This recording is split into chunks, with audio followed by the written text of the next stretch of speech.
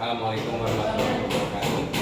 Pada kesempatan pertemuan ini, saya akan mencoba mempresentasikan cara-cara pengaturan kecepatan motor produksi 3 fasa.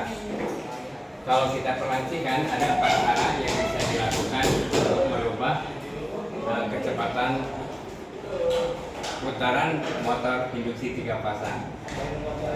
Yang pertama adalah dengan cara mengatur tegangan input motor.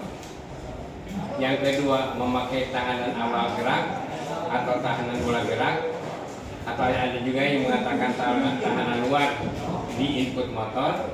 Yang ketiga, merubah jumlah kutub motor. Dan yang keempat, merubah frekuensi tegangan motor. Kalau kita perhatikan, untuk nomor 1, nomor 2, dan nomor 4 itu adalah memakai alat asut, atau dengan kata lain, motor bukan direct online.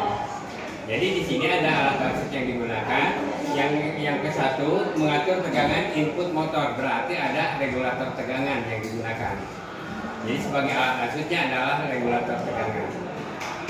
Lalu yang kedua, memakai tahanan awal gerak atau tahanan luar dari input motor, berarti itu adalah tahanan mula gerak atau tahanan awal dari motor sebagai alat asut. Biasanya untuk motor DC biasanya dipakainya rheostat. Dan yang ketiga, merubah jumlah kutub motor. Ini biasanya bisa dilakukan oleh kontaktor magnet, tidak memakai alat asut khusus. Dan yang keempat, merubah frekuensi sumber tegangan motor. Dan ini yang dilakukan adalah merubah frekuensinya. Di sini kita akan menggunakan alat yang bisa merubah frekuensi motor. Dalam hal ini kita akan memakai variabel frekuensi drive atau VFD. Nah, selanjutnya kita akan mencoba membahas yang pertama, yaitu mengatur tegangan input motor. Nah, dalam tegangan input motor, ini sebenarnya apa yang kita lakukan atau yang kita presentasikan dalam mengatur kecepatan motor, ini biasanya kita sudah melaksanakan ketika kita untuk start motor. Hanya saja kalau pemakaiannya sekarang diperluas saja, bukan saja hanya untuk start motor, tetapi juga untuk mengatur kecepatan motor. Ini adalah contoh dari regulator tegangan yang dipakai, dan itu merupakan rangkaian yang dibuat untuk mengatur kecepatan putaran motor. Nah, ini persamaan-persamaan yang dipakai dasar untuk melakukan ini adalah dari rumus kecepatan sama dengan tegangan induksi dibagi dengan konstanta motor per fluksi. Dan di sini berarti yang dirubah adalah yang E-nya atau tegangan induksinya. Nah, dengan cara merubah-rubah itu, maka kecepatan dari motor itu dengan sendirinya akan berubah-ubah pula. Jadi kalau kita perhatikan, N sama dengan E per konstanta kali flux. N-nya untuk kecepatan putaran rotor atau motornya, yang E-nya tegangan jepit, dan yang C-nya konstanta, dan yang fluksi adalah jumlah garis gaya magnet. Ini merupakan persamaan yang dipakai untuk mengatur kecepatan putaran motor, dan yang dipakai untuk yang dirubah-rubah adalah tegangan jepitnya. Yang mana tegangan jepit itu adalah tegangan input. Jadi dari jalan-jalan sebelum masuk ke motor, dia dimasukkan dulu ke regulator. Nanti regulator ini akan mengatur tegangan yang disuplaikan ke. Lalu yang kedua adalah dengan memakai tahanan awal atau tahanan luar input.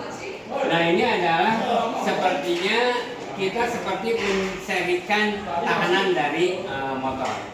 Nah, karena yang dipakainya persamaan atau dengan cara memberikan tahanan atau hambatan di input motor. Kalau kita perhatikan seperti itu, ya. Nah, itu dengan memberikan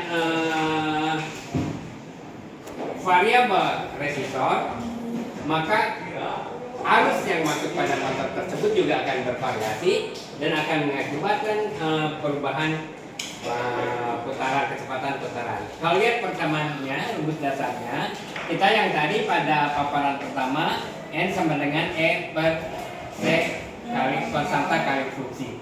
Nah, tegangan jepit itu bisa juga menjadi tegangan induksi adalah tahanan angkar kali arus angkar. Nah, yang kita olah adalah tahanan angkarnya dengan cara menserikannya dengan tahanan di luar. Biasanya ketika start, tahanan variabelnya itu tinggi. Dengan kata lain, tahanannya besar, nanti akan mengakibatkan arus yang masuk menjadi kecil dan kecepatannya juga akan rendah. Nah, dengan cara menurunkan RP, maka tegangan induksi di motor tersebut juga akan meningkat. Dengan sendirinya kecepatan dari putaran juga akan meningkat. Nah, kalau kita lihat persamaannya, IA-nya arus angker, R-nya tahanan angker, RP-nya adalah variabel tahanan bola gerak, atau ini yang diserikan di bagian luar dari motor. Jadi yang di bagian luar itu hanya RP saja, sedangkan IA, RA berada di dalam rangkaian motor. Nah, itu adalah cara mengatur putaran motor dengan cara memakai tahanan awal yang diserikan dengan motornya. Lalu yang ketiga sekarang, ini merubah jumlah kutu motor. Ini sebetulnya rumit dilaksanakan, hanya karena memang rumit dilaksanakan. Biasanya yang mengatur kecepatan motor putar dengan kecepatan putaran dengan mengatur jumlah kutubnya hanya dilakukan pada dalander. Karena di dalander itu dari pabriknya memang sudah dibuat rangkaiannya sedemikian rupa. Kalau motor biasa dia mempunyai 3 kumparan, tetapi kalau untuk motor dalander dia mempunyai 6 kumparan. Yang mana masing-masing 2 kumparan itu, pasangan-pasangan kumparan itu akan divariasikan dalam pemilihan kutub-kutubnya, sehingga nanti ketika apakah sedang diserikan atau apakah sedang diparalelkan, itu akan mempengaruhi pada kecepatan dari motor tersebut.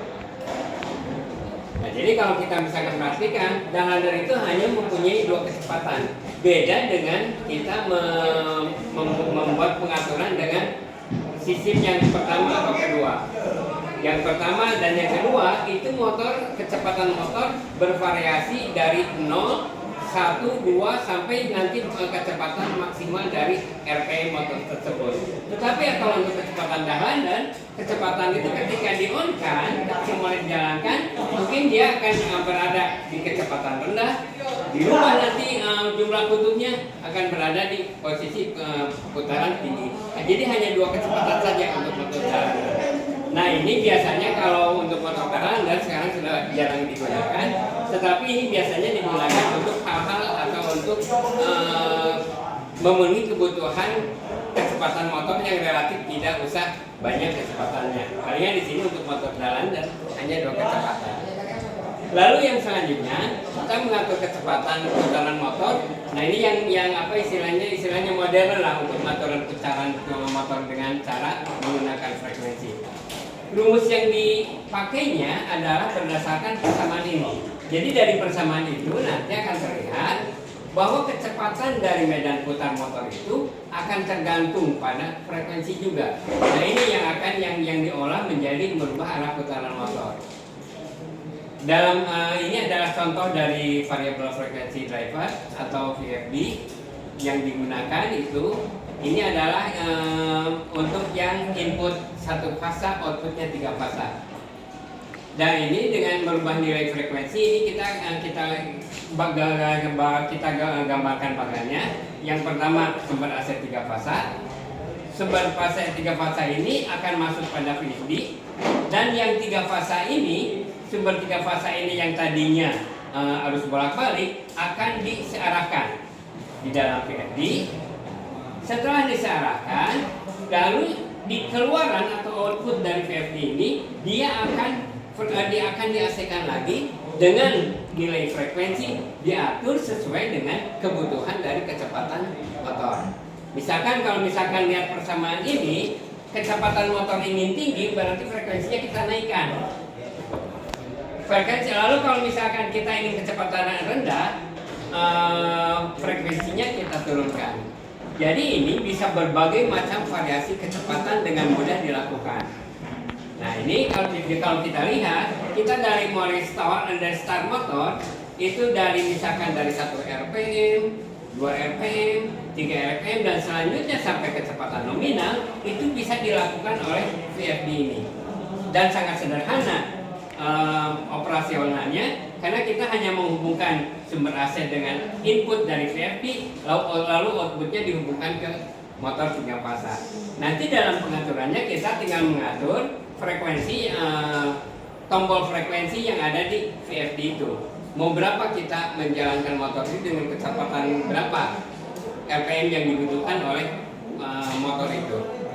Itu saja mungkin untuk paparan teori pada kesempatan ini. Terima kasih atas perhatiannya. Mohon maaf bila tidak berkenan.